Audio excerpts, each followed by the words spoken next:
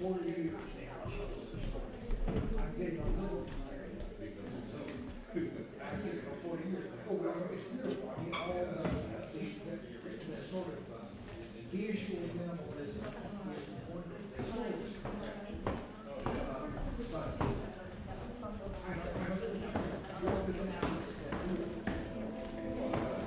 but the most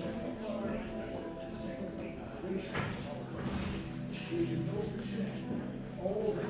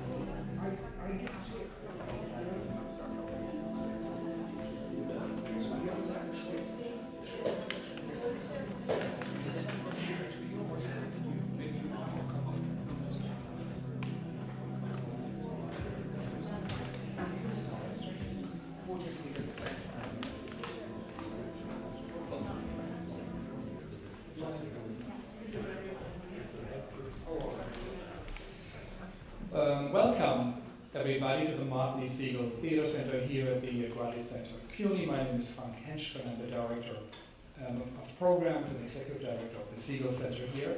And this is actually officially the beginning of our spring season, so thank you for coming out on what started as a very cold and rainy day. But I think this will be truly a significant evening. Our book celebration about a book we published and worked on for a long time, the Four Arab Hamlet Plays, and it is truly, I think, an outstanding publication. The Segal Center publication is now the leading publisher of Arab plays in the English language, and it is something that we're really proud of, and of course it is under the leadership of Marvin Carlson, who's next to me, and will say a few words about the project before we go to the co-editor and translator, Margaret Litvin, who is, I think, in Sweden and couldn't come here, but she will join us and tell us a little bit about the project, and at the end help us also out on the discussion about it. Again, thank you all for coming. The Segal Center bridges academia and professional theater and international theater, so this is right at the center of our work. We also publish journals online, European Stages, Journal of American Drama and Theater, and also Arab Stages, which now almost 2 years ago we put together with an advisory board of over 20 or 25 editors, so please have a look. It's the only one of its kind also that really looks at performances, festivals, of that truly vibrant and surprisingly diverse and significant part of the global theater we all live in and work in. There will be a little reception after the readings and discussion here in case we have some additional questions. If you have a cell phone, just take it out for one moment. I'll do the same. And make sure it says ringer off or beeper off or whatever. So just have to take one moment of time and have a look. And again, thank you all for coming. And before we then go to Margaret, is she ready? Is she live there? That's fine. I'm now going to give it to Marvin.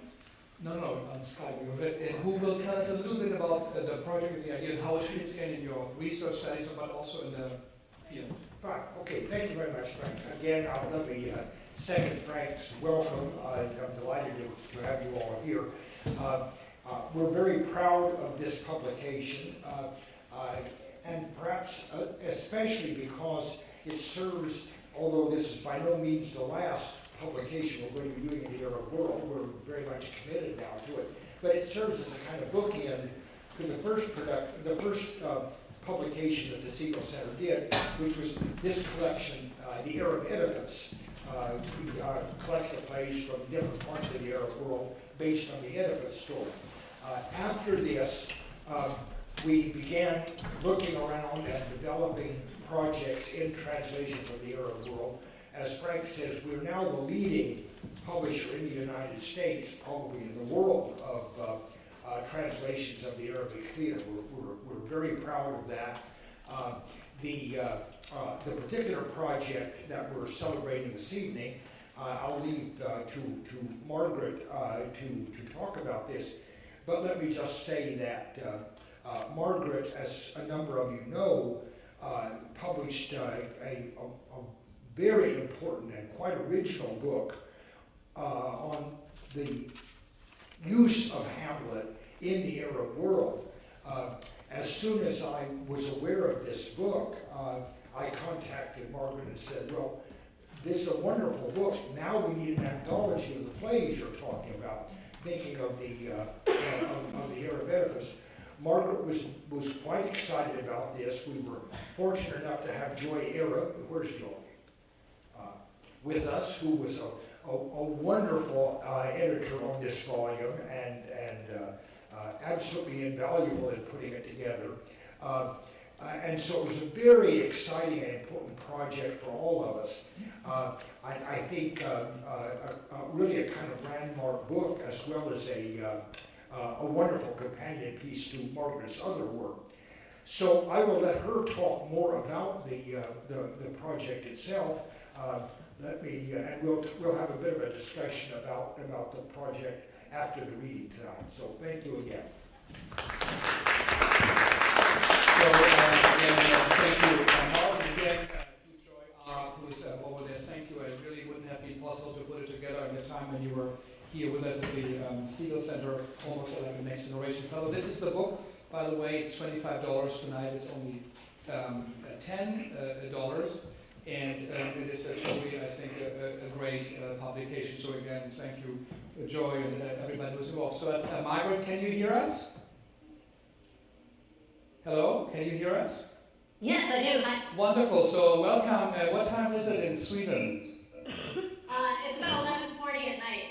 11:40 at night. So again, thank you for taking the time and for joining us. And that very nice background you chose with the fruit and the global view. So I'm sure you heard of it, what Margaret said, but tell us a little bit about the book project. Why did you write your first book about the Arab Hamlet and then the anthology? What were your ideas and motivations?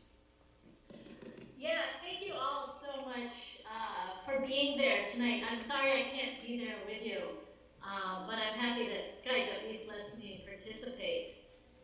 I want to tell you just a few things about the 4 plays in this anthology and put the tradition in context. This isn't going to be a big lecture, don't worry. And then let you enjoy the short essay from the volume and some scenes from one of the plays. First, I want to second what Marvin said. This has been a labor of love for many people for many years. I first met Marvin Carlson when our mutual friend Joe Roach invited him to Yale, where I was a postdoc as part of a series of events on Arab theater. Marvin and I got to talking about my research, and he exhibited what you've just seen, this unmatched ability to get excited about drama and its themes and variations from all over the world.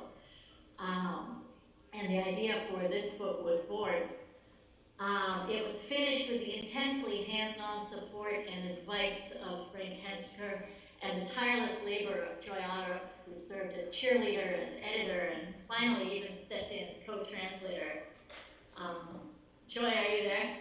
Yes, I am. Excellent, thank you very much. Choosing which plays to translate and include in the book was ferociously difficult.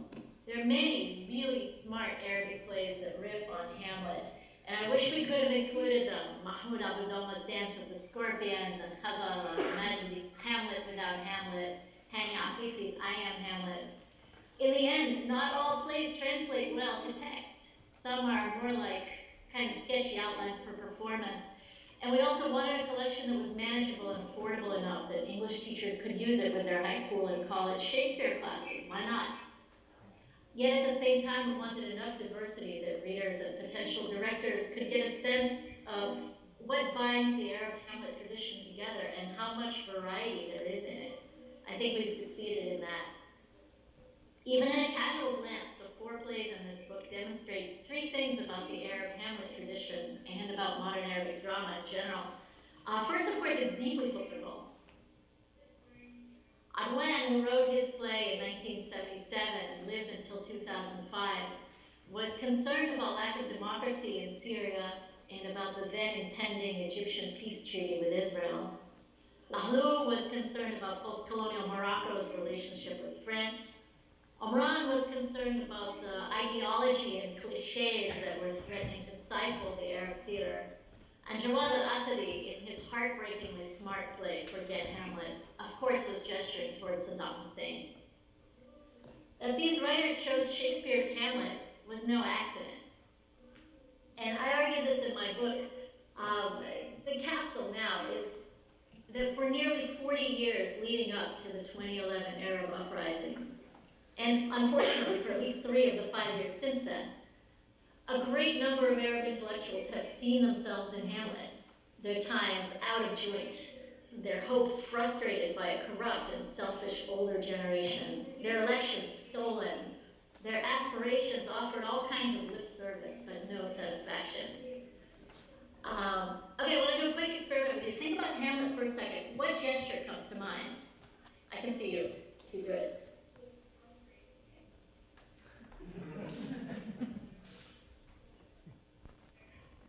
The handout, yeah.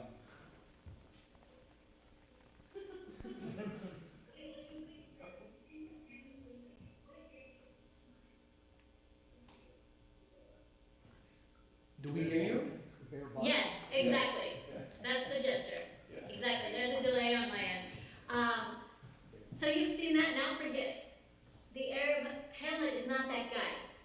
He is not the deep and on-stage to be or not to be guy that you know from Laurence Olivier and so forth and Kenneth Branagh. He's not the man who could not make up his mind.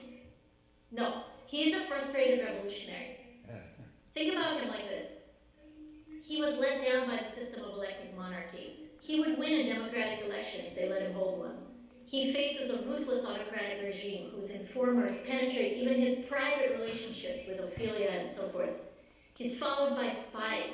He's allowed to read and talk all he wants, but he's locked out of power, exiled, nearly executed through a conspiracy between a corrupt monarchy at home and pliant allies abroad. No wonder he becomes a moralizer. In some versions, he becomes an Islamist. Hemmed in by political and moral corruption, of course he equates the two. That these plays are political doesn't mean that the playwrights and directors think they're making theater that will change the world, or even, as Hamlet's mousetrap tries to do, to catch the conscience of the king. In fact, at least 2 of the plays in this book explicitly and mercilessly mock that kind of political theater, the sort of mousetrap stuff that Hamlet does. The king, when he's the modern dictator, it should be obvious by now, he has no conscience. Arab playmakers are not naive. They understand that in the end, it's the one with the bigger guns, not the one with the better lines, who holds power. Rather, what they're trying to do is reinforce a sense of community, make each other laugh, share a laugh with like-minded, decent human beings. Second, and you'll see this in a short essay, I won't belabor it here, the Arab Hamlet tradition and Arab theater overall is intensely engaged with world literature and world theater.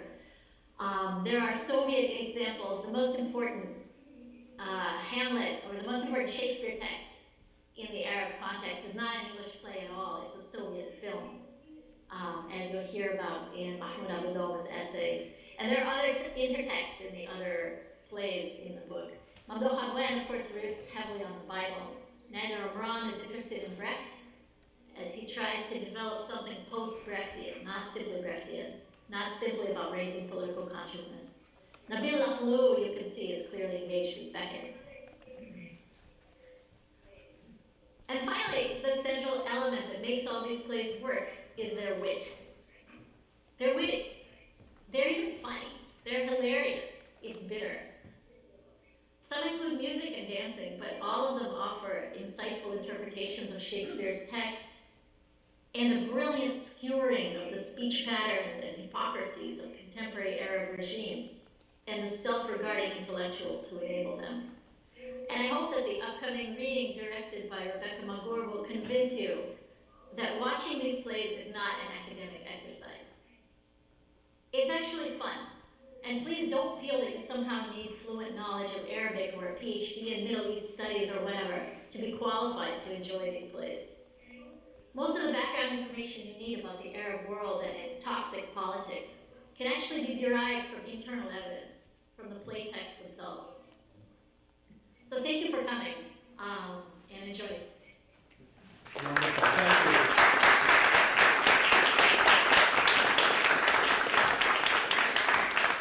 Again, thank you so much. We know again that Mrs. Rebekah Maggor is the director of the plays, and we're going to hear first the essay she talked about. Gamlet is Russian for Hamlet, but Mahmoud Aboudoma, and then Hamlet Wakes Up Late by the same writer. So they should be kind of on the shorter side of the plays, and then we have a discussion here. So off we go.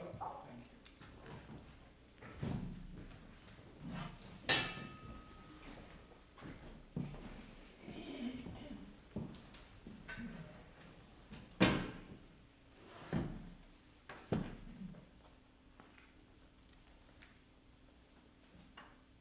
Gamlet is Russian for Hamlet by Mahmoud Aboudoma. At the corner of Shafiq Street, between the mosque and the church, there is a small yellow building which used to be called the Russians building. It has 2 stories and a big black door. Behind the door are stairs and an old wood hallway. The first wall you meet on your right has 2 photos hanging on it. One of Abdel Nasser and the second of Khrushchev, wearing a black suit with medals on his lapel. Khrushchev was smiling and waving his hand to the people. It was the time of the socialist extension, the great nationalist dream, justice, the alliance of the working people's power, the strong army, the fight against colonialism, the Egyptianization of culture, and the rockets pointed towards Israel. Half the country wanted their children to become army officers. The word officer before 1967 was worth a great deal. Youth groups, commanders' preparation camps, vanguards, long live the rising generation. I swear by its sky and its earth, the hymn of the East, a photo with open arms, returning underarms, returning as the morning returns after the dark night.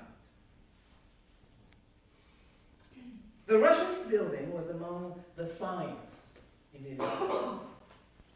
Russian officers and their families in the street and the cafes and stores. The Iron Man wrote on his store sign in Russian. The gold sellers wrote in Russian. Even the vegetable vendors would say good morning and good evening in Russian.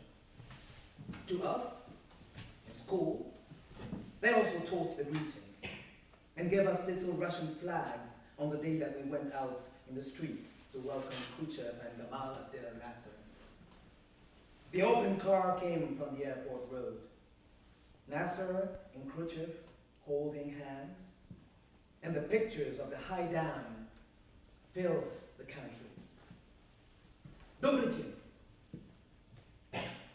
That was a greeting in Russian. Good day. Every time we saw someone Russian in the street, we would say it. Or, long live socialism! The officers would laugh, and their wives would laugh, so much that one of them showed her gold tooth.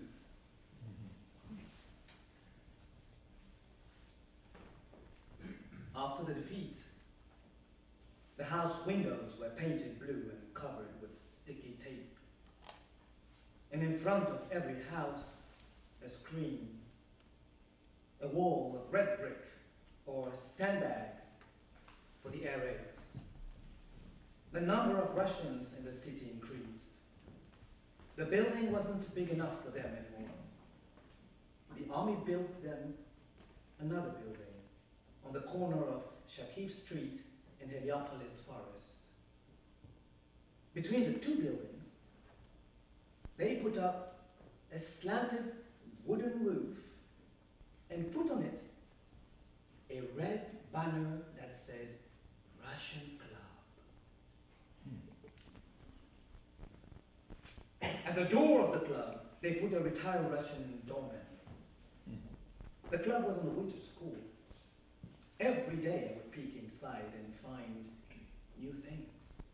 Flags, music, movies, singing, and even dancing. Until one time, when I was passing and looked inside, just out of curiosity, I saw there was something showing, a black and white movie.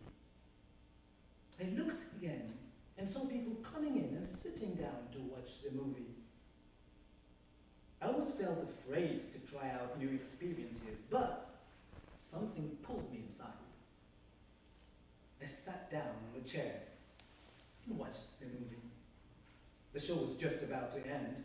There were two young men fencing with swords. And then they all died in a big massacre. The king died. And the queen died. And the minister died too. And then some guy came in and said what the moral was and went away.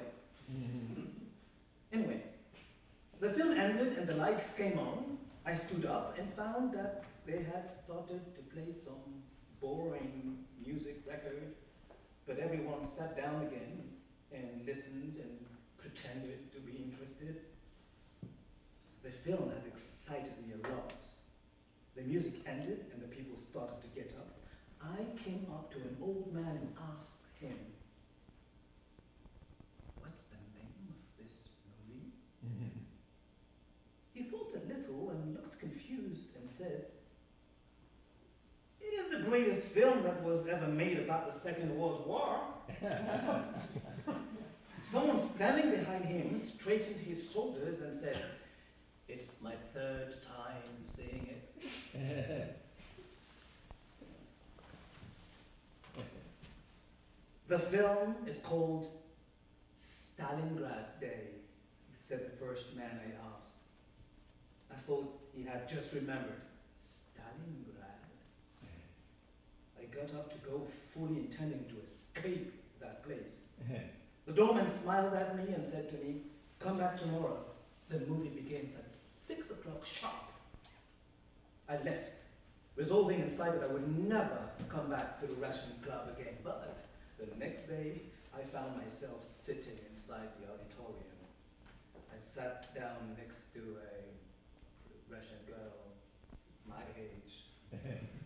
I sat there looking at her little hands, her bright dress, her narrow blue eyes, and the long braid down her back. I wanted to reach out my hand and touch her. In my head, I was looking for one line of a pretty love story with the little Russian girl. They turned out the lights, and the show began. This time, I saw the film from the beginning. It was about revenge from the father whom death had taken from the world. The mother was corrupt, and the uncle was corrupt, and the minister was corrupt, and maybe the absent father was corrupt too. But his son was confused as a prophet, but one without a scripture. I sat there, waiting for the epic of the World War, or at least to hear the word Stalingrad. I read on the screen the most beautiful phrase that stuck in my heart from then on. Something is rotten in the state of Denmark. Enough, Hamlet. I pray you, black and gray its sparks, if breath is life. The film ended after 4 hours. As they started the boring session of Tchaikovsky music, I wanted to be alone to think about the film. This time the music was over quickly.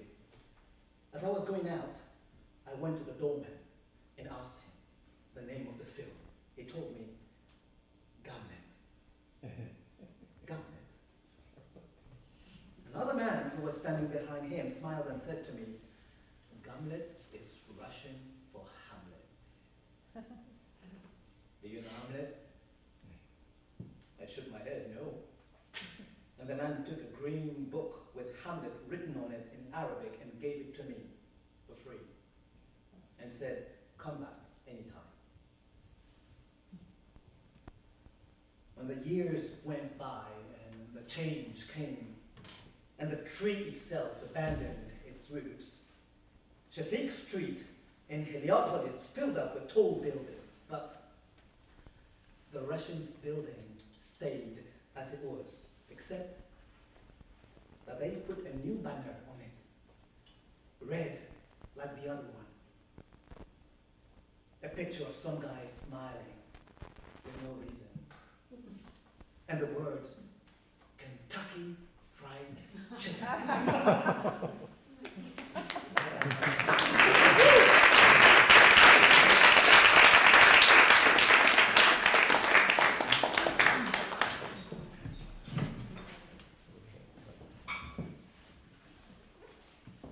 They executed Hamlet. They hanged him. They killed him in a rigged fencing match. Or on the guillotine, they suffocated him or dissolved him in the cellar. They killed Hamlet. If they did this to a moist reed, then what happens to the dry reeds? I see Hamlet. His image comes back to haunt me. I know you entrusted this to me, but what's the use? What good is it if I tell your story to the people? Are you still expecting to get justice from them that way? My dearest, I had hoped you would learn from your mistakes, but they keep making the very same ones over and over and meeting the very same fate as you. You keep coming back to me, insisting that I not get tired and that I keep on reciting the story. So what do? I think I have to tell you the story as well. So you judge him fairly, so you don't suffer his fate. It's the last wish of a dead friend, my friend, Hamlet. And he was Prince Hamlet, son of the King of Denmark, and heir to the throne. Life was not cruel to him, but he did not know that he lived in a difficult and interesting time. So that's where I'll start the story that he entrusted to me. Ladies and gentlemen, thank you so much for coming to the reading. I'd like to present to you excerpts from Hamlet Wakes Up Late by Mamduh Adwan, translated by Margaret Litvin. Now, I play Horatio, the friend to Hamlet, but I'll also be the narrator, and I'll say some stage directions for you, okay? Great. Let's start. In ancient China, when they were angry at somebody and they wanted to wish a curse on him, they would say, "May the gods make you live in interesting times." This proverb came our way and we didn't know what it meant. So we discovered that we were living in an interesting time. It was a time of great responsibility and self-discipline and daily anxiety for oneself and for others and for the nation. And that time, the wars between us and our enemy, Fortinbras, were at their most intense. Hamlet's father was leading the nation in its wars, and war, as you all know, it means everything. It means victory and defeat, a mighty nation and a threatened nation, heroes and traitors. It means amputees and martyrs, just as it means heroes returning to one's family and rejoicing in one's safety. And us. We were just a group of young men who would read and talk and argue and get excited about the war. We drank and we prayed and cried. Our times were interesting. Therefore, we suffered and sank under the pressure of the interesting times concerns, but we never felt the pressure equally. And the quest to rid ourselves of them took different forms. I mean, we were always, Hamlet was among us, drowning in fun and quarrels and rapture and drink. I mean, just imagine a bunch of guys laughing and drink. That was us. Hamlet had not yet faced the burden of the interesting time. But his road to pain began with the death of his father. Hamlet found that his father's death not only deprived him of a beloved face, but also left him behind to confront the interesting time. And now, at this time, Hamlet enters and sees the ghost of his father. My father, why do you appear to me every day? What is it you want from me? Why do you appear if you don't want to speak? Hamlet had vague feelings that he was responsible for something or other. These feelings tormented him, and his companions wondered about him. Was it the suffering of a sensitive soul, or the worries of a broad-sided intellectual, or the hallucinations of a madman? What was tormenting Hamlet? Horatio, stay with me. What are you looking for? I want a drink. It isn't good for you to drink so much, Hamlet. Save the advice, Horatio. My throat is dry. Yeah. Hamlet found a bottle. It's a big swig from it until I take it away. He leaves the bottle and walks around staggering and lamenting. What happened, Hamlet? Answer me. Hamlet, what happened? I saw my father. Have you started imagining him again? It's not imagination, Horatio. I saw him. I went to the grave and I saw him. Why did you go to the grave? It came over me, Horatio. Wherever I turn, I see his image. I wanted to make sure that he wasn't just leaving his grave and coming out to me. Can't stand it anymore.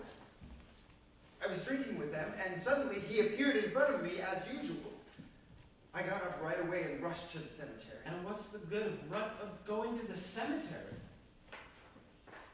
I opened the coffin. No, you didn't. Oh, God, Horatio, a disgusting thing. Is that what happens to dead people?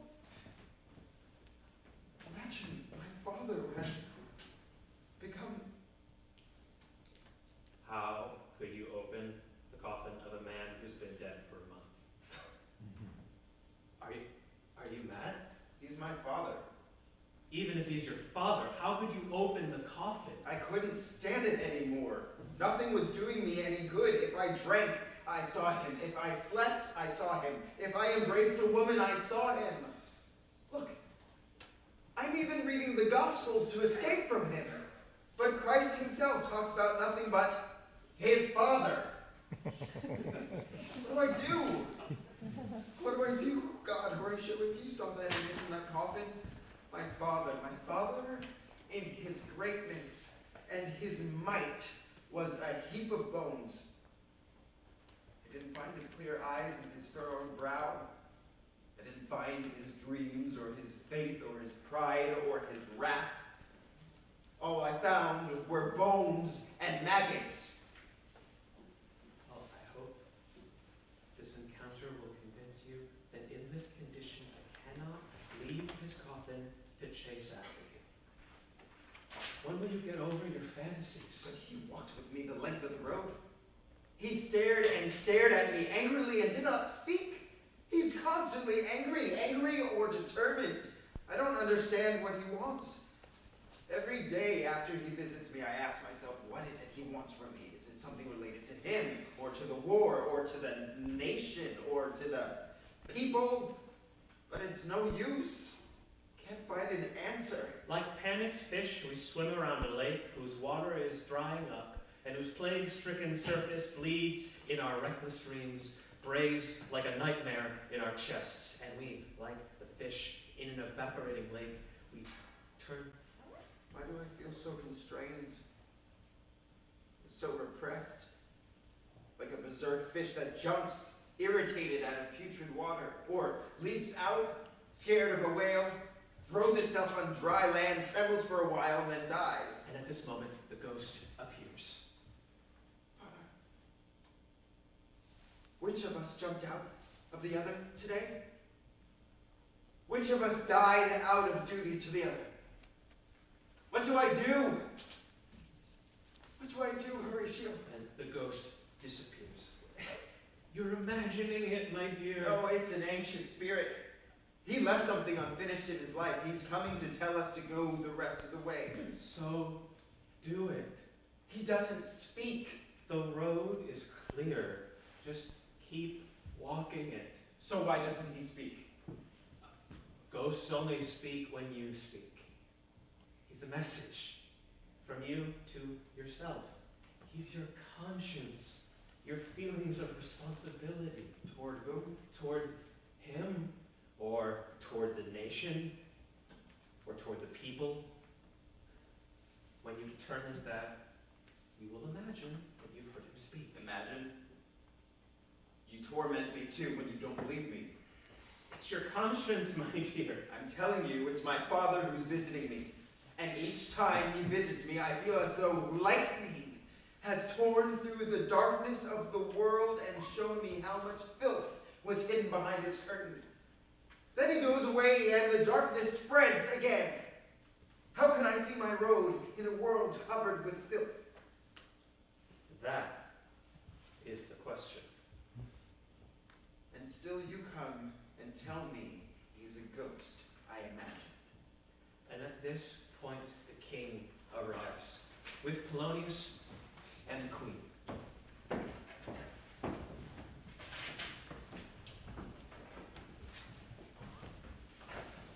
Young people are the blessing of life. They always set examples we should learn from. We should speed towards our goals with the speed of youth. Hamlet's return to his work in the theater and to his other occupations is the reminder to us all that life doesn't end with the loss of a loved one, but that we have duties to return to. Isn't it so, Hamlet? I'm so happy he's back to work. What are you preparing for us, dear Hamlet? Surprises. I hope Prince Hamlet is satisfied with the way we arranged the hall for the work on his play. Thank you. Here I can see the light. Beautiful phrases. You should have been a poet, Hamlet. Did you hear what he said, darling? I'm still anxious about my beloved Hamlet. You should be anxious about your beloved, madam. there something bothering you, Hamlet? I was speaking of her beloved, sir. I was saying he's in some danger. Are you trying to complain of something to me, my son? I have many complaints for you, mother. We'll listen to all the complaints of our dear Hamlet after we dispatch the business of the land. You are ever the deft dispatcher, sir. Make it clear to the people, Polonius, in the time in which the memory of our dear brother is fresh in our hearts, and with our knowledge that duty requires the whole people to persist in its mourning and its sadness, however, our true devotion to our brother requires us to discharge the mission he carried, and in order to remain close to his cares and concerns, we have made the decision to marry his widow. Our former sister, the repository of his cares and concerns. Our enemy Fortinbras is creating trouble on our borders again, imagining that our brother's death has weakened the state, plunged it into despair, and made it incapable of responding to his treacherous occupation. For Fortinbras observes our misfortunes and gloats. But we will pay him back, double, and we'll show him our power to emerge from this trouble stronger and ready to rejoice and fight. And therefore our people must participate in demonstrations of joy over our wedding and our inauguration as we assume our new responsibilities. All the people, sir? Of course, all the people. But they are grieving for what they have lost. Oh, you mean the martyrs? The families of the martyrs should rejoice that their sons sacrificed themselves while fulfilling their duty towards the nation. Prepare me a speech for this effect. For tonight, beloved. As you wish, my lord. Hamlet, why is your face clouded over, my son? No, I'm advancing into the sun, madam. My problem is the sudden light. As your eyes are hurting you? Well, no doubt it's from too much crying. What a loyal son. You know how difficult loyalty is. But still, my son, stop bowing your head as if the death that seized your dear father were sitting on your neck. There's nothing on my neck, mother. I bow my head to look for my father in the dust.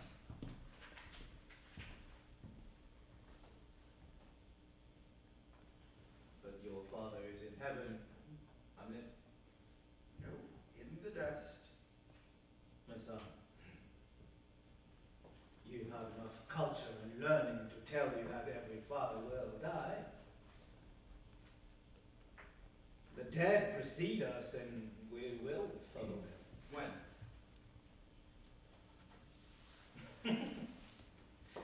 It's a matter for God to decide.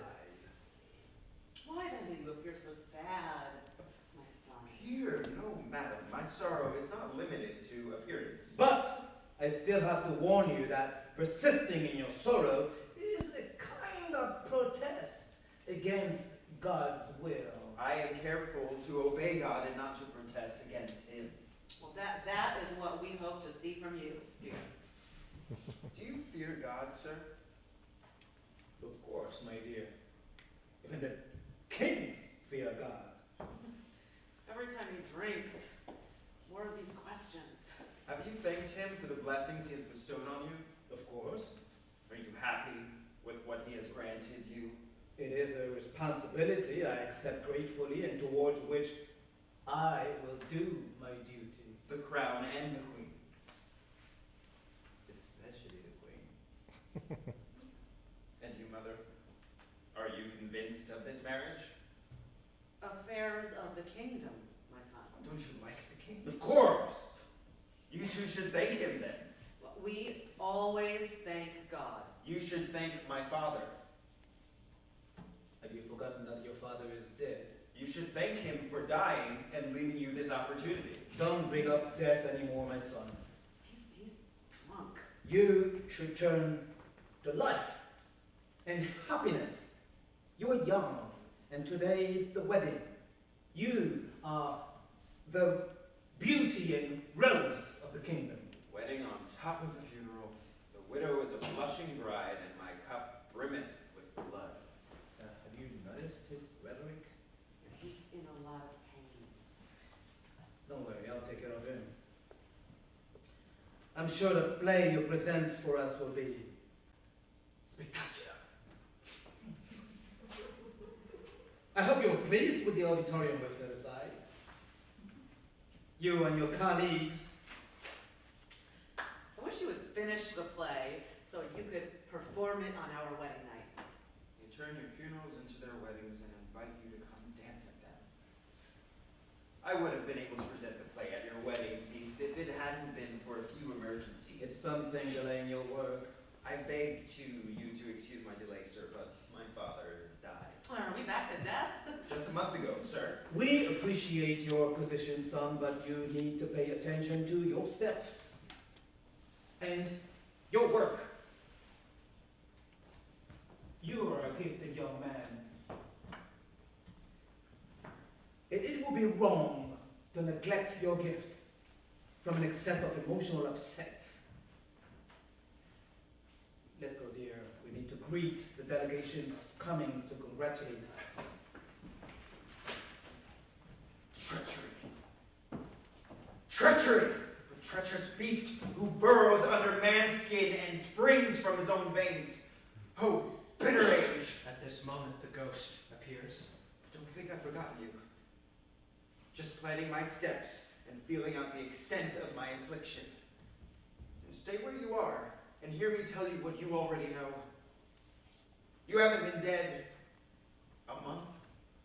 The same shoes she wore at your funeral have carried her to the bed of iniquity. A beast would have mourned longer. And the ghost disappears. What deed in the world could cure my rancor and lighten my pain? How could a mother be so faithless? And how could the love she showed my father vanish so quickly? And in this moment, in come Rosencrantz and Lorenzo. Listen, change of plans. We're not going to do the 1001 Nights play. The Chabrier story. My dear friend, you look so tired. What's the matter? Nothing. Well, what should we perform if not Shahryar? Something else. Why? I don't like the Shahryar story anymore. I feel like we're playing in a vacuum, ignoring what's going on all around us. All the work we put in. We won't switch again after this. Alright, let's hear your new idea. Let me tell you my idea. You, Rosencrantz, are walking down the road, hunting or whatever. You see a woman sitting close to a new grave, fanning the air with her dress. Lorenzo, you sit down and be the woman. Act out what I say.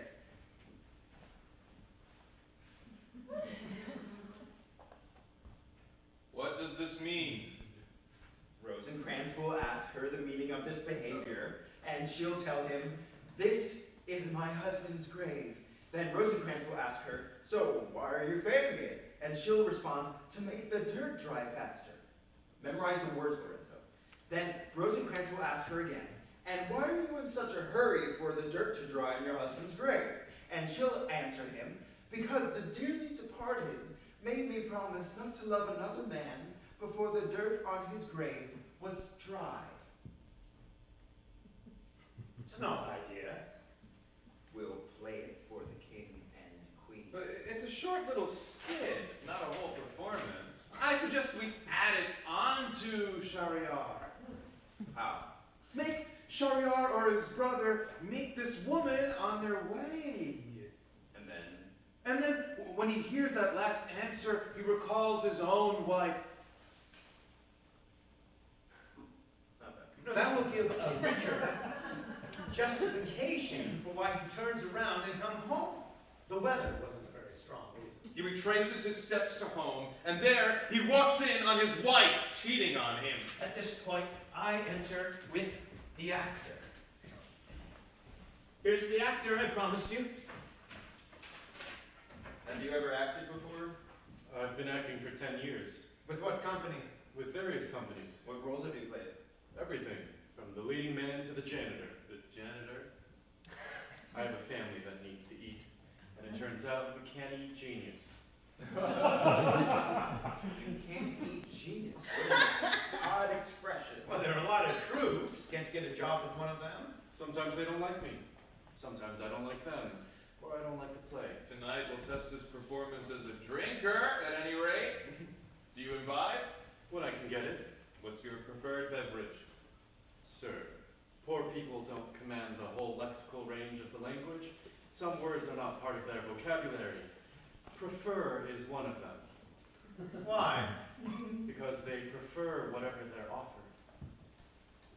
You seem qualified for bigger things than acting. Do you have another job for him? No, let's stick to acting for now. Hamlet's new idea was about to make us not need him anymore.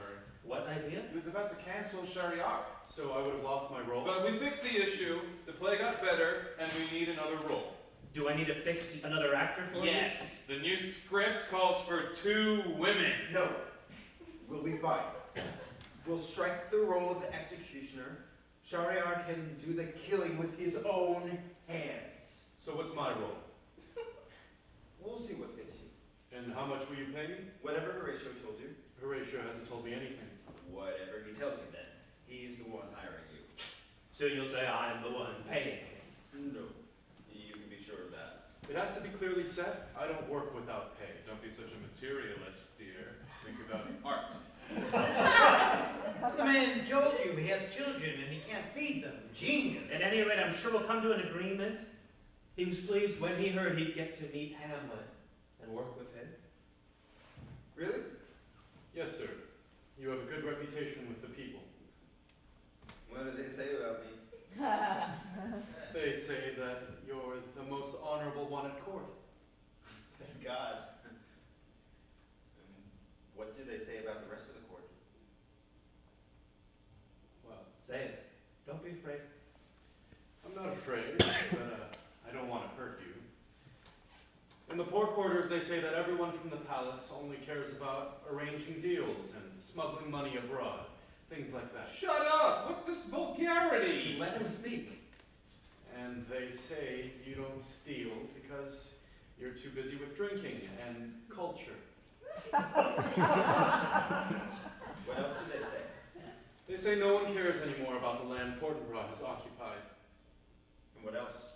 Sir, ask me about the details of what you want to know. Do they say his mother got married a month after his father died and he just sat there? No, sir. Our worries and concerns are bigger. They don't leave us time for small details like that. They do say Hamlet just sat there, not about his mother's marriage, but about his father's murder. My father wasn't murdered, he died. People don't think it was a natural death, especially in view of what's been happening since. You speak about grave matters so calmly. Because they're grave, you have to discuss them calmly. Excitement just clouds the understanding. But this issue of the king being murdered, it's nothing but a guess. Maybe, but that's not the really important issue. Not important. My father's murder, not important. I mean, it's equally grave whether they killed him or not. They kill him every time they destroy what he has done. No, I must find out for sure whether they killed him. Listen, so this is the secret of his visits. He wants me to avenge him. Listen, we're changing the play again. Shariar enters, and instead of surprising his wife with a slave boy, he surprises her with his own brother. What's the use of that? We'll turn the play into a lure. We'll turn it into a stab. A play can't stab. Let us work and don't interfere. Listen, Shariar enters. No. Listen. Oh, can I make a suggestion? Shariar is visiting his brother. The brother enters and surprises Shahar with his wife. Shahar kills his brother in order to cover up the scandal and keep the woman. Then the woman doesn't die at the end. No, not now. Later. Then we could call it anything at all. Why Shahryar? We have to provide a motivation for why Shahryar decided to start killing women.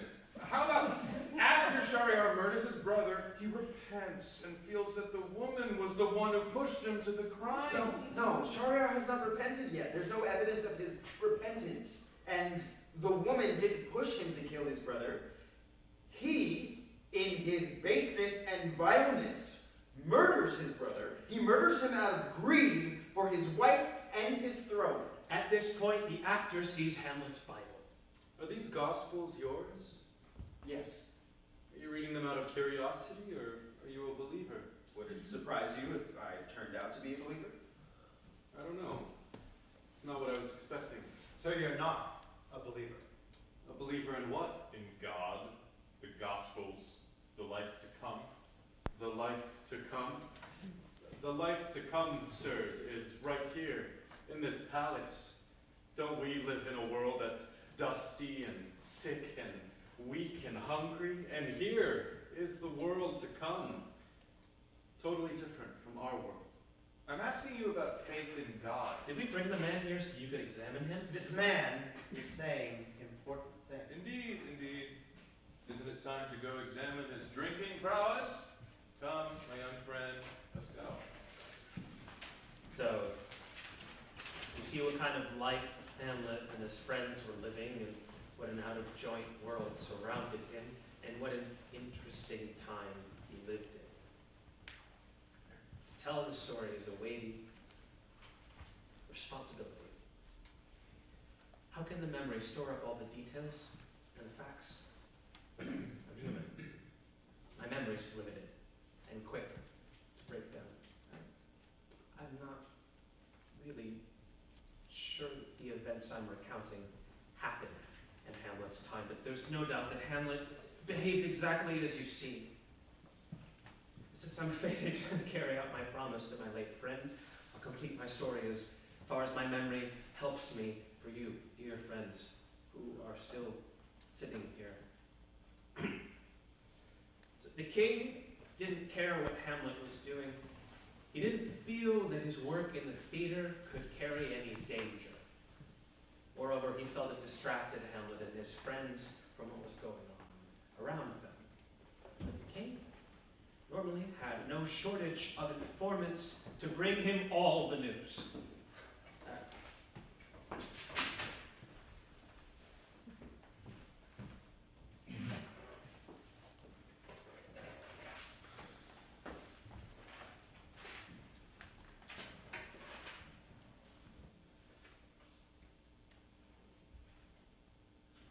Have you read it?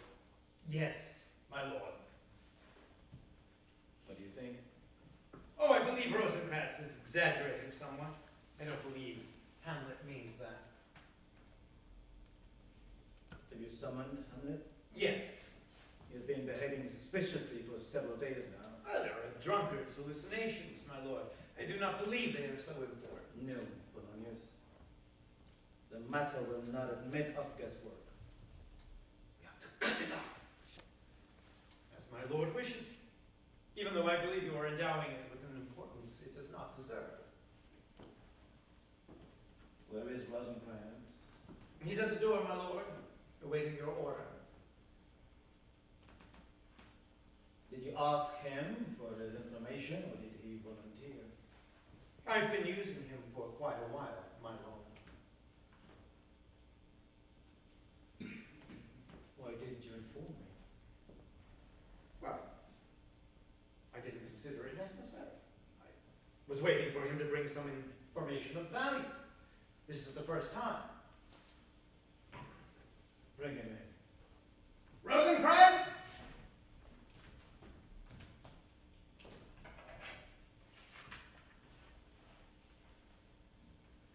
Is what you wrote here accurate? To the letter, my lord. When did this take place? Just a week ago, my lord, when we returned to work on the play, he started making changes until it took this form. But he's still drinking a lot, isn't that right? Yes, sir. And who's the actor you mentioned there? A poor actor whom Horatio hired. Horatio's connection to him? He's his friend. We should observe Horatio and this actor. Their friendship is unnatural. What do you mean? Oh, what could a youth who lives in the palace like Horatio have in common with a poor man like this actor? Follow them closely. But most important, keep a good watch on Hamlet. And at this point, Hamlet enters, surprising them all. Is my presence not welcome here? I thought you had summoned me, sir. Yes. You're just in time. Every man has his determined time, sir. Is it true that you are making changes to the Shahryar story? Did you hear of this, my lord? You haven't answered my question. I didn't realize you took such a serious interest in the theater. His Majesty takes an interest in everything. It seems there are those who know His Majesty's interests better than I do. I want to know why you are making these adjustments. As a kind of surprise for the audience. The audience knows the story of Shahryar, and it would be boring for them to see the story just as they know it. And I said to myself, let's make some adjustments appropriate to our time. This is not appropriate. It's appropriate, Mr. Polonius. Stories are adjusted in the theater, just as one can adjust the places to which emergency aid supplies are sent. I disagree. Will you perform with us, my lord?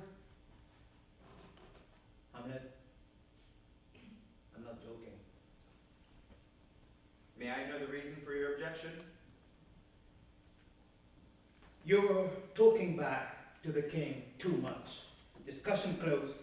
This is an order.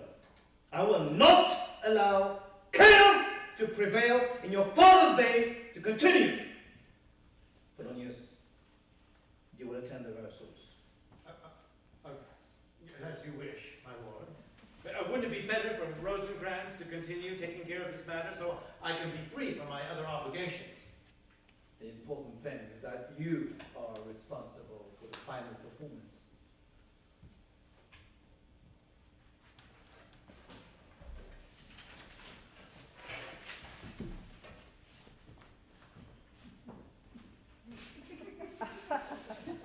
You will receive instructions from Polonius.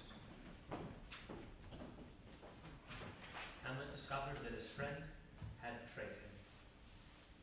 And the discovery wounded him. Hamlet hadn't imagined a thing like that. How it was possible for two friends who had lived together for most of their days of their lives, facing trials and tribulations together, how one of them could betray the other. The matter's simple. These are interesting times. Times for betraying friends and reconciling with enemies. Enter actor with Hamlet and Marissa. Oh, don't get upset here. Rosencrantz' betrayal isn't a problem. It's just a natural result of the general corruption. Corruption? What corruption? The corruption in everything. Things have reached the point where we're about to reconcile with Fortinbras. No.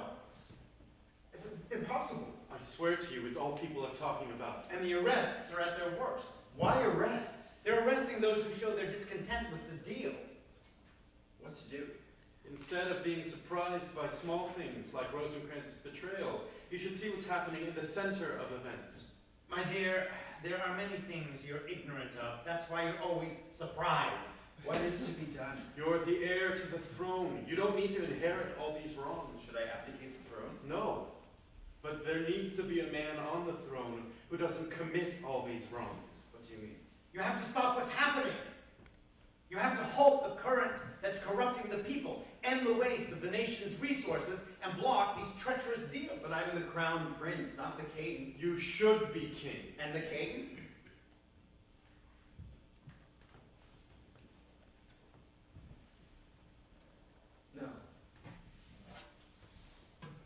No, I believe the king doesn't know about all this. We have to inform him and advise him. Everything can be reformed, even the king. He can only persevere in his wrongs as long as he doesn't find anyone to warn him about them. At the very least, he's Fortinbras's enemy. Let's try. That's better than trying to assassinate him. This moment, ghost appears. Killing is a sin. Spilling blood is a thing forbidden by God, isn't that right? You don't want your son to be a killer? No doubt that's what they say about your being murdered. It's a rumor. And so is the deal with Fortinbras. They're just rumors. I can't kill. God forbids it. God commanded us to love, not do violence. And don't forget, he's also my uncle. He's your brother. I can't kill. But what good did all this do Hamlet? The world moved much faster than his hesitations, his moralizings, and his agitations. Wolves filled the world around Hamlet as he moved in confusion from surprise to surprise, and with each surprise he discovered a worry that was new to him, but it was a worry everyone else had already been dealing with for a long time, unbeknownst to Hamlet. Not to mention the goings-on that Hamlet never knew about at all. And while Hamlet was afraid to think about obtaining what was rightfully his, there were some people who were thinking very differently. And what happens next? We don't have time to read for you today, ladies and gentlemen, so you'll have to purchase the anthology at the reception. Maybe Marvin Carlson will sign it for you. Thank you so much for listening to us today.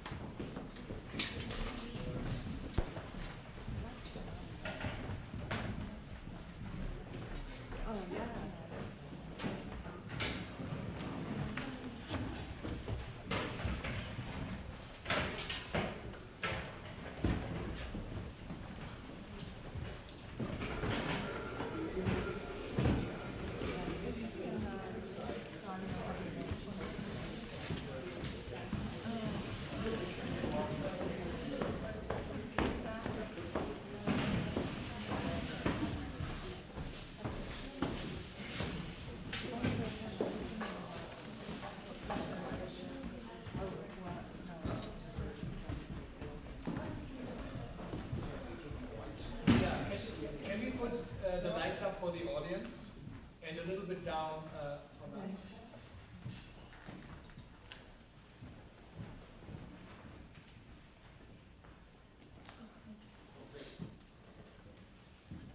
Is it better? Can you hear us? The lights maybe a little bit down here and up on the audience so we see. Yeah, that's better. We see who's in the room. Okay, so thank you so much for the reading. Is Margaret online? Yeah, so, hey Margaret. Could you see a little bit of the play? Could you listen? And, yeah? Can you hear us? Yes. Good. Could you see a bit of the reading? Could you listen to it? And Yeah. I listened to it on live stream. Yeah, and I think we mostly fixed the delay, so I can almost hear you in real time now. Wonderful. This is great. So again, thank you so much. Maybe Margaret, before we come also to you, maybe first to Rebekah, tell us a little bit.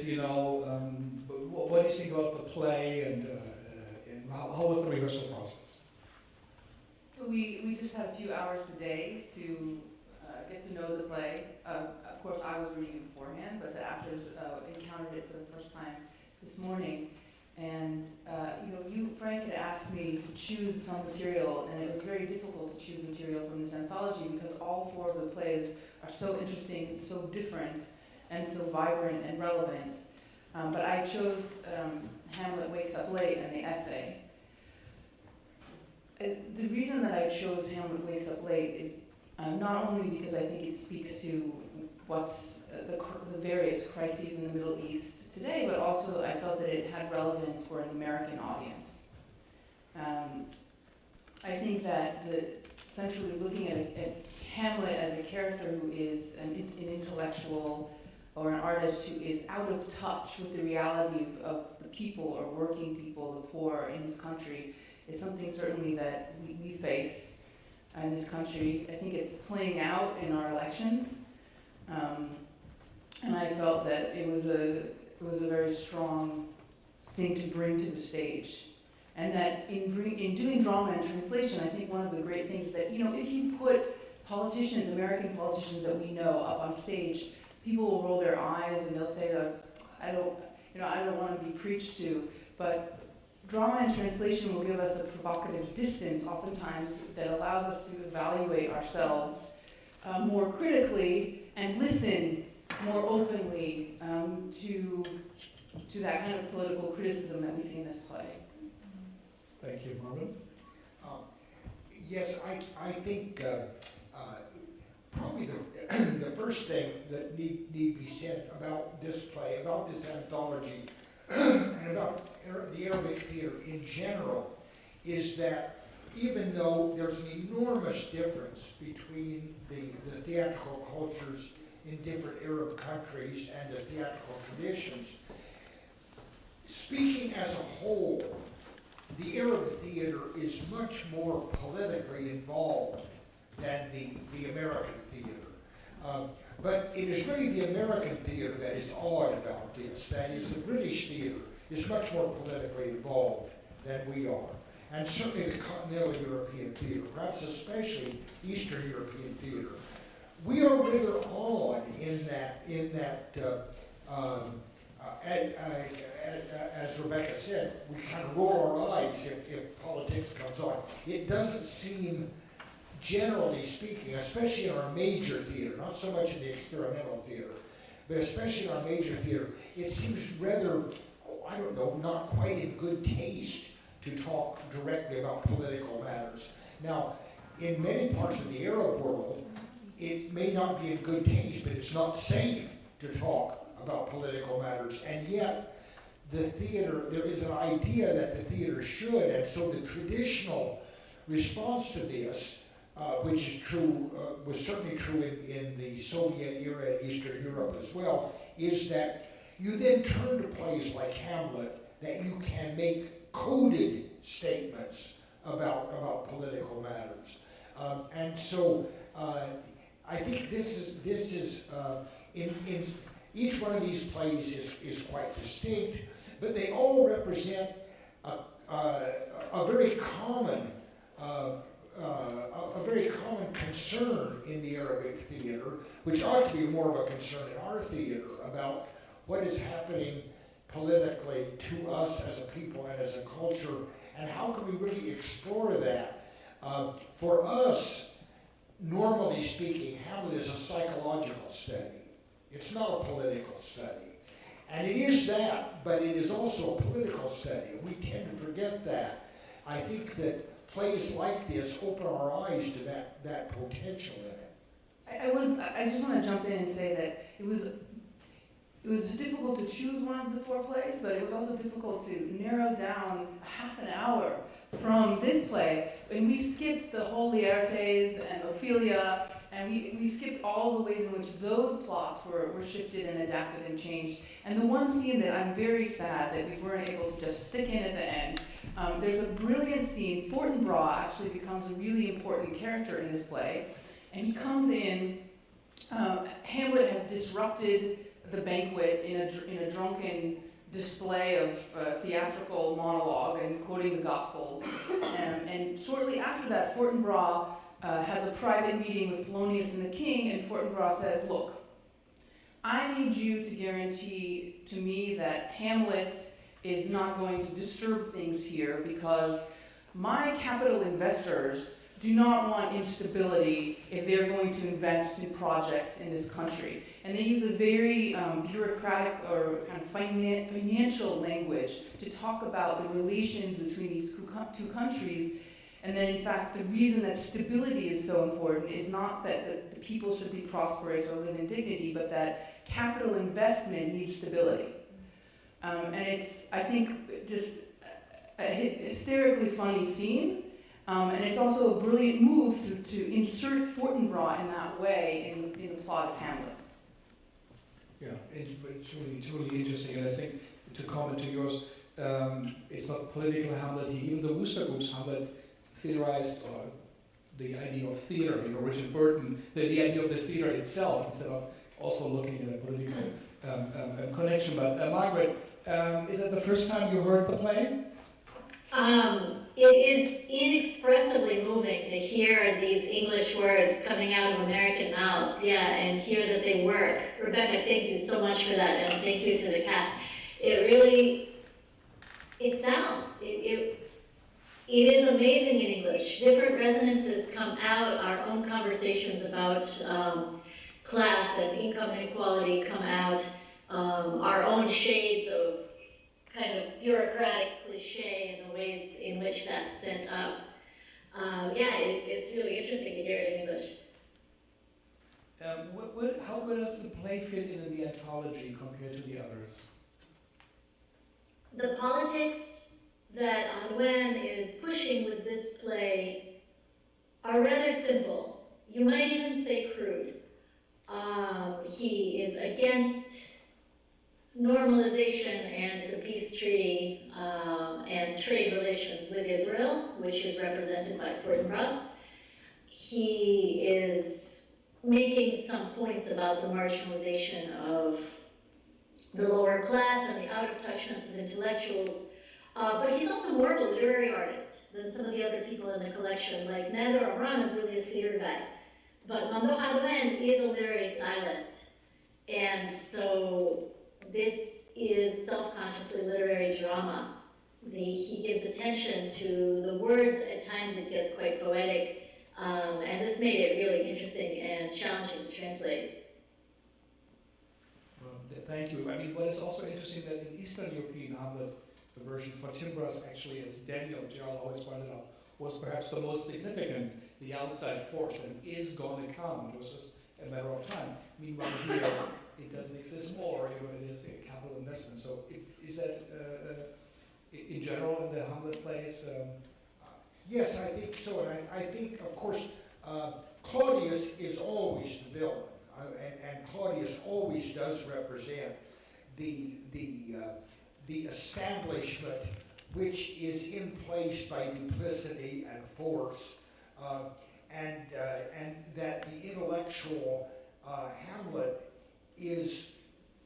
finds it very difficult to engage with that force. I mean, that is a concern in the play. I think that the difference between the common interpretation of Fortinbras within that tradition is much more striking than Claudius, because Claudius is a villain to begin with, whereas in Shakespeare, as is often the case in Shakespeare tragedies, at the end, somebody comes in who is less interesting and less important than the people we've seen, but they ensure a kind of stability, that they're not heroic, but they kind of pick up the pieces and go on. In the tradition that we're talking about, I think especially in the Eastern European tradition, but I think also in the Arabic tradition, Fortinbras is either directly or indirectly in collision with Claudius. He's another bad guy. He's part of the system. And this resonates with us very much because we become so used to all of our politicians, whether they're Arabic politicians or whatever, using Fortinbras as the enemy. I mean, now our Fortinbras is the Arab world. It used to be of the Soviet Union. Marvin, talking to the mic. Yeah, what's that? Talking to the microphone. Yeah. Oh, I'm sorry, yeah. Thank you.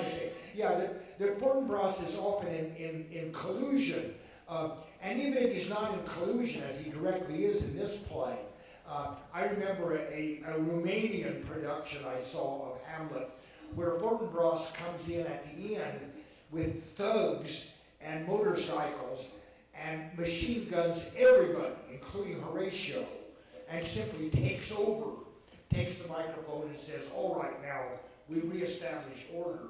So we're much more comfortable today with that idea of Fortinbras because we've now had the experience that bringing in a new strongman usually makes things worse, not improvement. So that is, So that is I think something that the modern tradition of Hamlet very often gets into. And as an observation, I'm not 100% sure I'm right, and you can tell me, but it also seems that, let's say, Japanese directors are concerned with the play and how to direct it. Mnouchkine, also, how to do the Shakespeare, even, the Schaubuch, the Volksbühne, British plays. Meanwhile, these plays really engage with the intellectual context, with the structure of it, with the matrix of it. As he said, we can change, as we can change, NHOs, send their delivery packages. We can play with the play and rework it. Is that so? It's almost like an abstract, except that perhaps never will be directed on the big stage. Did these plays were they presented on big stages? Were they a part of the? They have. Yeah. Yeah. Tell us a little bit.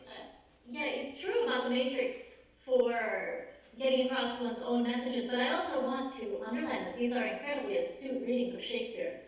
It took us, 2 terms of George W. Bush and the Iraq War and everything for Margaret Litvin to come out with a book called Hamlet Without Hamlet that said, oh, this is really a play about dispossession. Finally, we understand what it's like to be an Arab intellectual, unfortunately.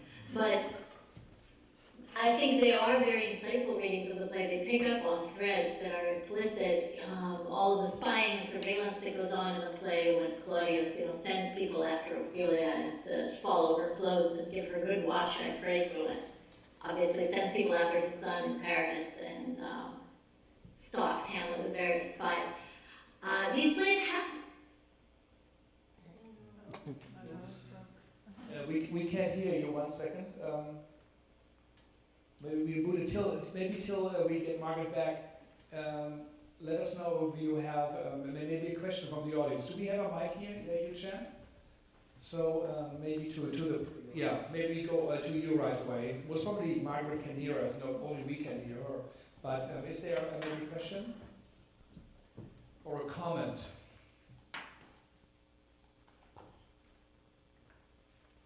I was just wondering if you could reflect Can a you little take bit. the mic? We recorded it, but also Margaret can hear it. Just wondering if you could reflect a little bit on this experience in comparison to the Arab Oedipus and how things have changed. The Arab Oedipus book. What is the connection or the differences between the Arab Hamlet, Arab Oedipus? Well, both of these collections, as Rebekah and Margaret have both said, have extremely different plays in them. There's a very different take on the particular use of the hero. But I would say that in every play, one way or the other, the play does take a more particular political concern.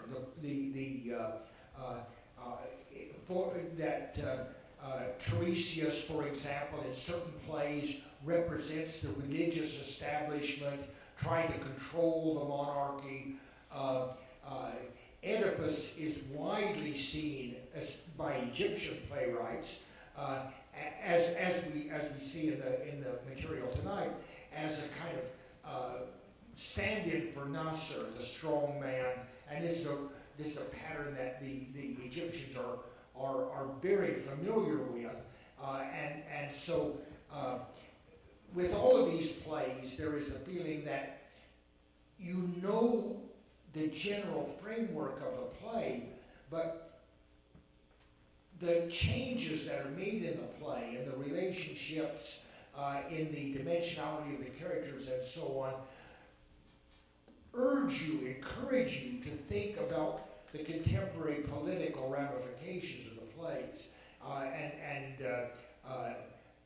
Clearly, in Hamlet, the way that you look at those things tends to be different, because at the center of the play you have the sort of dispossessed, intellectual, not wishing really to engage in this part of being forced into it. You don't really have that character in the Oedipuses, and so in a way you look then at Claudius, who becomes the way that you and looking through the eyes of Oedipus, you begin to explore the dynamics of power and how power corrupts or how power is utilized. But it still is concerned very much with the same kind of questions, and very often, indeed, with the same specific political references, such as Nasser's Egypt, for example. Another comment? Welcome back. Yeah, thanks. I heard a little bit of that over the last week. Thank you. Hi, yeah, this is, I guess, for Margaret Carlson, though really it's probably for Adwan. So when I've seen some Arabic Shakespeare, like the well-known Kuwaiti Richard II, what strikes me as resonant is the theological references. When I see Shakespeare put on by American companies set in the 1920s Chicago or something like that, the God references don't make sense to me. And it's part of the language that stands out. So what I'm noticing that's not here in this. So I'm wondering, Margaret, is that translation coming from you, or is that coming from Adwan's choice? And why do you think that is, if it is one of the proximities or the resonances between Shakespearean English, the social manners of speech, and contemporary Arabic? Yeah, this is Kate Wilson, by the way. Just. Oh, hey, Kate. Yeah, no, I do have a theory about that.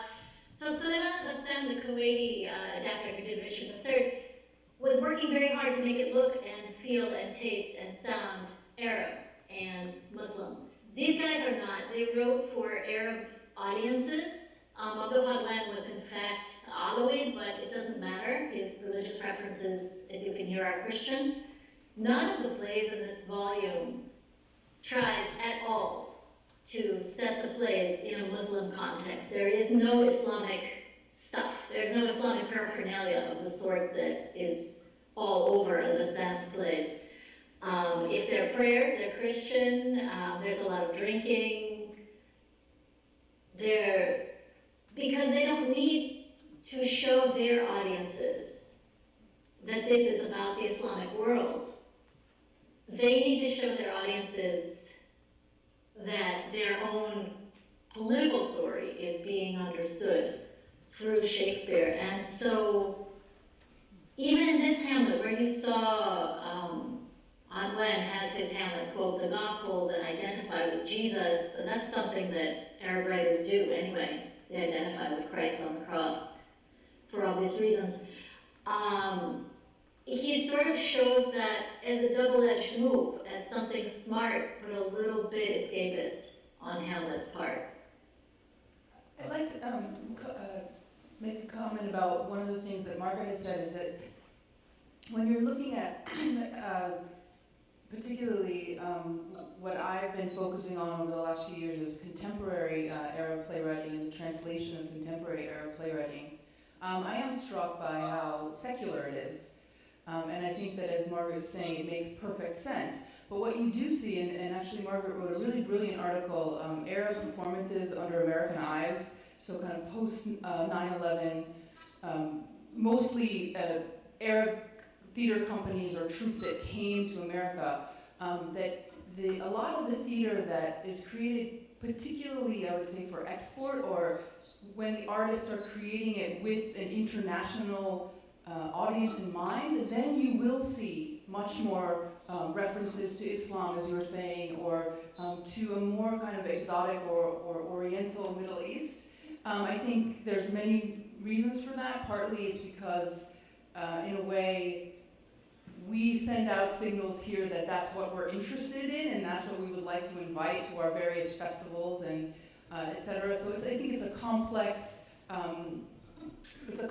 issue, but there is a delineation between the kind of what I would call the internal drama, which was created, I think not all of the ones in this anthology, but most of them were created, for example, this play was created in Syria for a Syrian audience, and in a similar way that Chekhov was writing for a Russian audience. So it's a very internal dialogue concerned with the politics of this this country and this society, and in that way, I would argue that in many ways it makes it more universal.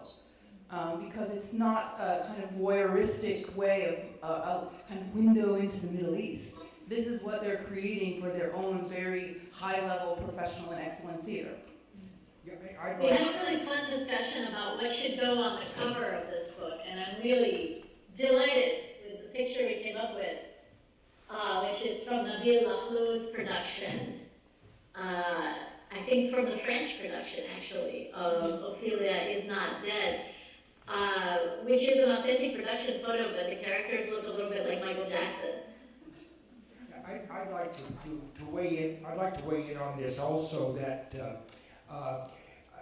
to me, one of the most important contributions that this anthology makes is and I just want to underline what Rebekah said. That is,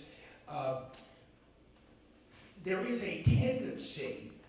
Not surprisingly, in the Anglo-Saxon world, to take these plays for export, as it were, as the authentic voice of the Arab world. Now, I have a much more negative feeling about Salam al-Bassan than I know Margaret does.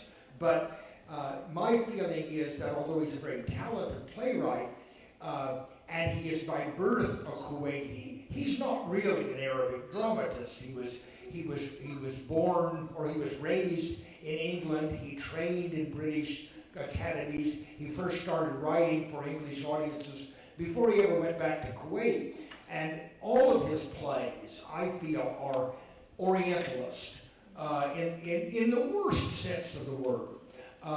And so, since he has had a big run and a big support from the Royal Shakespeare Company, from Brooklyn Academy and so on, many people still feel that El-Bassan and people like him represent Arab theater. That's why it is so important that Margaret's anthology and really authentic voices of the Arab world be heard so that people can see what they are in fact like.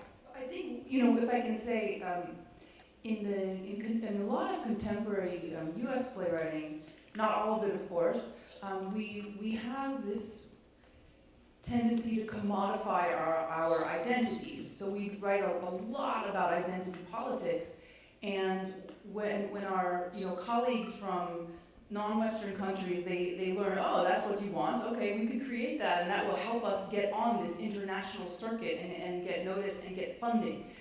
So I feel like that is something that, for better or for worse, mostly for worse perhaps, that we are teaching, that we are kind of exporting to many places in the world of teaching our theater artists to focus on commodifying their identities.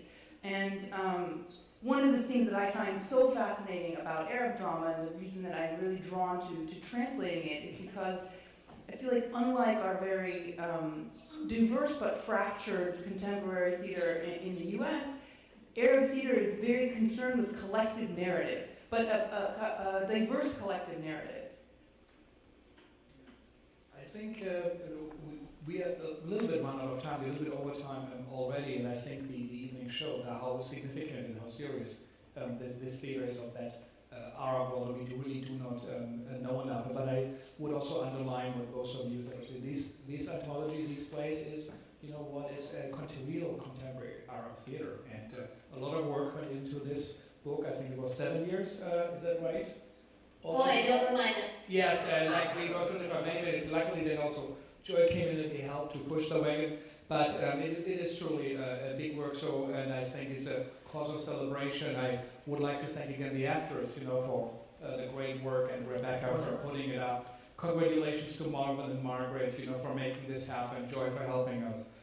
Just a little more serious note, at least I would like to say, the colleague basically of mine was shot in the Ivory Coast. I don't know if you heard about the assassination on the beach, and actually the head of the Goethe Institute in the Ivory Coast, Henrike Gross. I think I once saw her. She was among the victims. So it just shows that, all these the things in the world, how close they are as an attack, on all of us.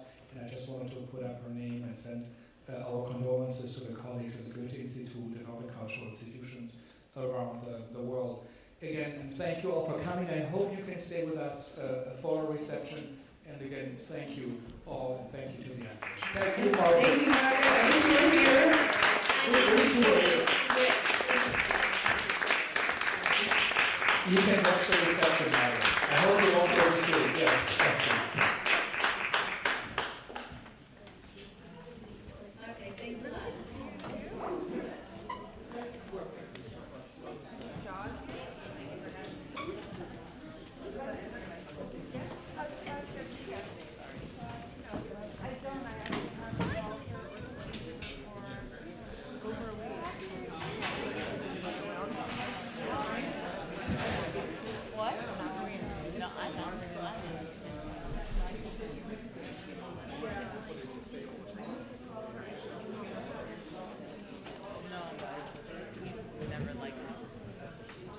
No, but that's not the point. But my point is, yeah.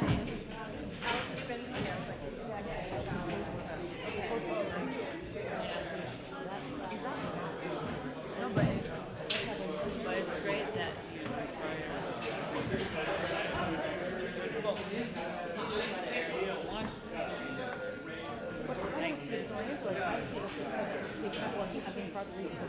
I'm saying, if you're referring to Shakespeare, some people will take aspects of the line. That's one aspect of the line. And they, I don't like their answer.